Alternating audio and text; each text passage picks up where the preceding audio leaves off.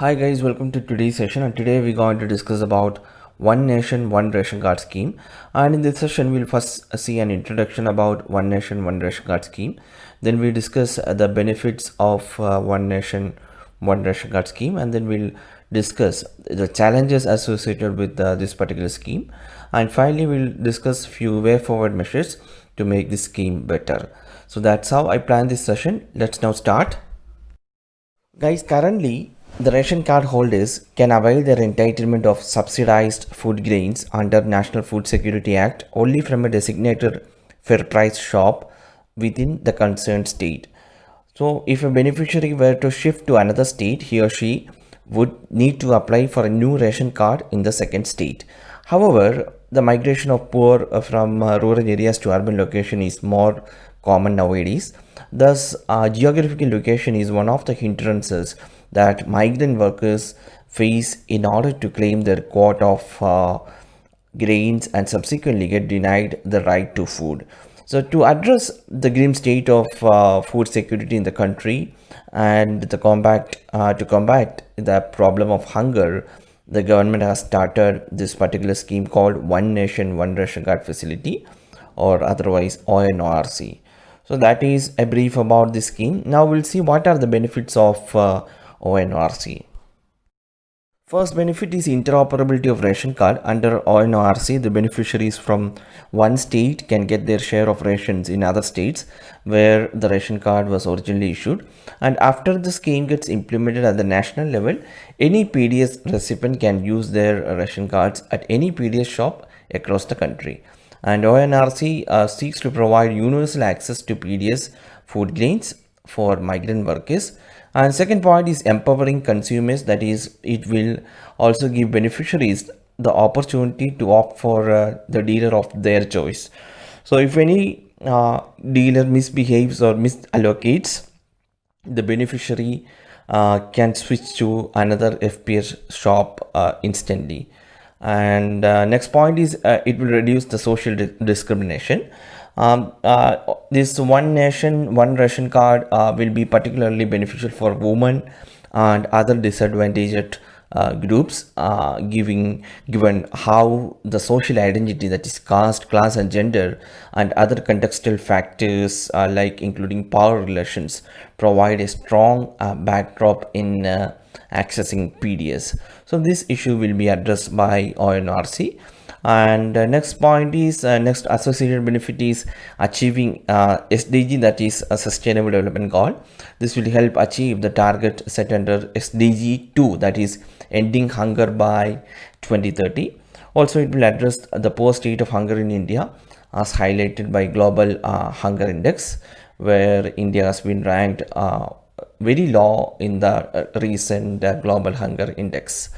So that is associated benefits. And now we'll see what are the challenges of this ONRC.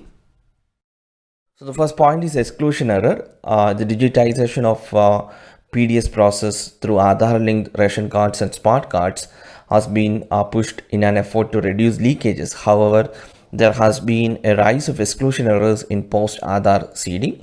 This is a common issue in many states in the country, and there are many sections of society who still don't have Aadhaar card, thereby depriving them of food security. And the fear of exclusion are also applied for migrant workers, as the fingerprints of people engaged in construction labor and domestic work may change or fade and may not match with ones entered in Aadhaar. So this is an issue or challenge. Now there is logistical issues, that is an FPS receives the monthly quota of food products strictly in accordance with the number of people assigned to it. So the ONRC, when fully operational, would disrupt this practice, as some FPS may have to cater to more number of cards, even as others cater to less, owing to migration of people. So this is a challenge, and there is lack of data, that there is no exact data on mobility of poor households migrating to work, local, intra and interstate destinations, and sector employing the workers. So these database should be prepared so that there will be an efficient distribution of resources. And the next point is our domicile based social sector schemes.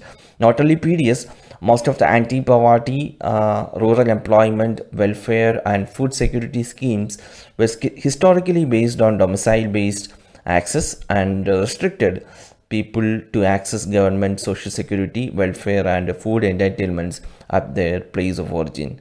So this is a challenge in ONRC also. And now we'll discuss a few way forward measures to make this better. We have the Unorganized Sector Social Security Act of 2008, which had drawn up a system of documenting informal sector workers through a system of welfare boards. So in order to get a credible data regarding the migrant workers, this must be implemented in letter and spirit. And our next way forward measure is a dedicated e-commerce platform for ONORC, which may resolve the challenge of logistical issues. And social auditing must be made mandatory to measure the performance of ONORC. And the National Food Security Act defines food security as nutritional security. Therefore, the portability of integrated child development services, midday meal schemes, immunization, healthcare, and other facilities for poor migrant households can't be neglected and should be made portable. So, along with ONORC, these other schemes, welfare schemes, which ensures the nutritional security, would also be made portable. And in the long run, the PDS system can be replaced by a foolproof food coupon system or a direct benefit transfer targeting the poor, wherein the below poverty line family can buy rice, pulses, sugar, and oil from any kirana store at the market price by either paying fully through the coupon or by cash. So that are the way forward measures. That's all about this topic, guys. It's a very important topic with regard to UPSC preparation. Either in mains and also in prelims, you can expect one question on ONORC. So it is in the implementation scheme. So that's it. We'll meet tomorrow with another topic. Thank you for watching this lesson.